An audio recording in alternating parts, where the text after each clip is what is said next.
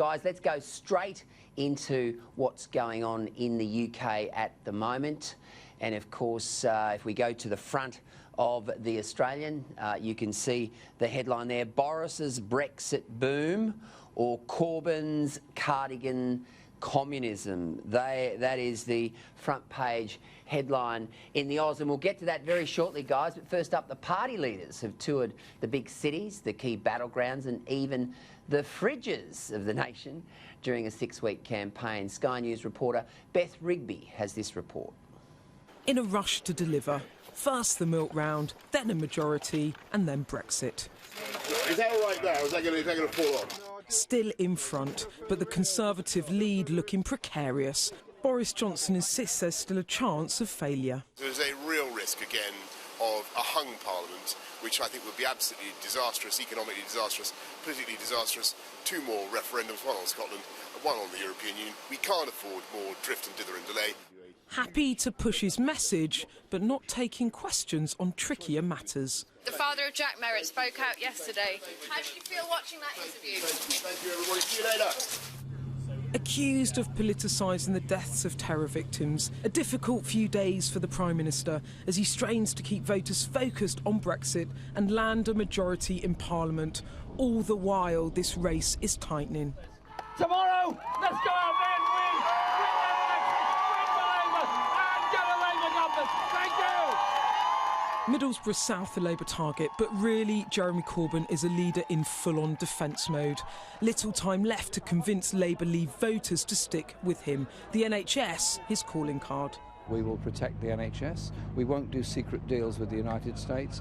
And you'll have a government you can trust to tell you the truth on Brexit, unlike what we're getting at the present time. But the SNP has all but wiped out Labour in Scotland, and with it any hope of a Corbyn majority. My favourite vegetable. From big part to bit part, the minor parties squeezed in this race, but Jo Swinson still clinging on to hope. So many people are still making up their mind, and in so many seats it looks like the result will be very marginal indeed. While this party leader's calling for change.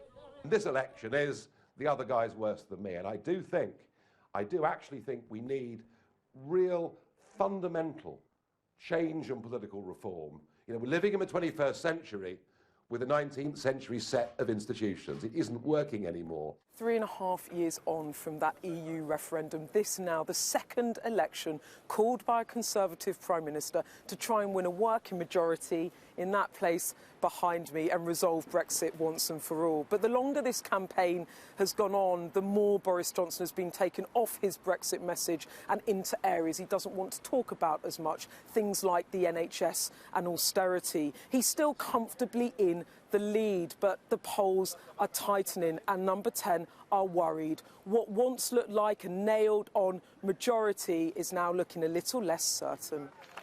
But like it or not, it's come down to a choice between Conservative or Labour. Beth Rigby, Sky News.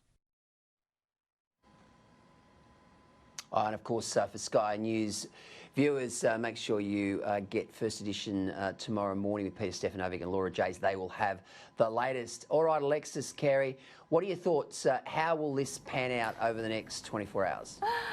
Look, I think if the incredible shambles that has been going on in the UK over the past years now has taught us anything, it's that it's an unpredictable beast, and who knows? And again, we've seen you know, guaranteed landslide elections in our own country and elsewhere around the world, having very different results than what the polls were showing and what all the experts were predicting. So who knows what's going to happen in this case? It's a bit of a wild card.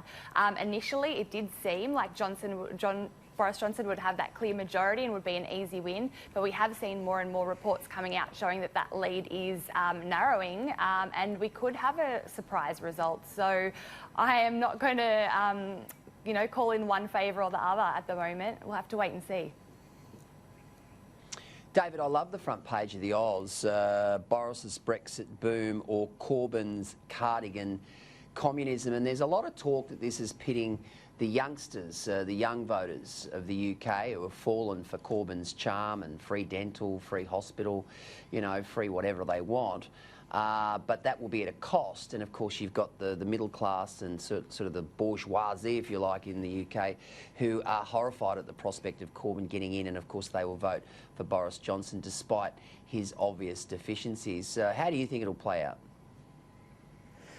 Yeah, no, I think you're right, Gleeso, in terms of you couldn't have more of a stark contrast, really, not just in terms of the fashion sense and in terms of what the leaders are wearing, but also in terms of just generationally, and I guess the choice of the ballot box, it couldn't be more stark, really. And we've seen Labor stick with a leader who's incredibly, a radical leftist. And, obviously the Conservatives have gone with Boris recently, and there's an incredibly stark choice there to make. We get criticised in Australia often for, when we go to the polls, it's often said that, you're voting for the same party no matter who you vote for, and it's not really going to make any sort of difference. And here you've got an election where the difference is extreme and, really stark. The only other thing I'd say is, I haven't agreed with Nigel Farage on a lot, but his comment there about how the system seems a bit broken, you couldn't help but agree with him, really, after seeing the last few years of what's happening over in Britain, and whatever's been happening hasn't been working. So, shaking things up too is not the worst idea in the world when the establishment's clearly got a lot to answer for with the last few years of just pure dysfunction. Well, I'll tell you one thing. If Boris Johnson is elected Prime Minister, I think we should send Stefan, the hairdressing czar from Queensland, over there to have a red-hot look at his hair, because I've never seen him combed ever. He's the most dishevelled leader in the free world.